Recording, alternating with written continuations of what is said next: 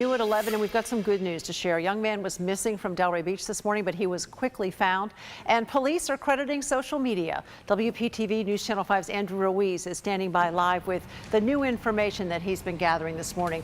So glad this had a good ending, Andrew. Good morning. Good morning, Roxanne. This was a Tri-Rail station that police say they found the young man, and they first tweeted out some information, again, trying to alert people, trying to find where he is or who he is. So let's pull up some of those tweets so you can see the first tweet that was sent out. It said, "Do you know this young man, apparently special needs? He was found wandering at the Tri-Rail station this morning. His name might be Wesley, though he isn't saying much." Of course, the tweet accompanied this picture with the officer. An hour later, the police department tweeted again saying, "Thanks to our wonderful social media followers, we quickly discovered where the missing young man was supposed to be, and that's Atlantic High School. Officers are delivering him to his teachers right now."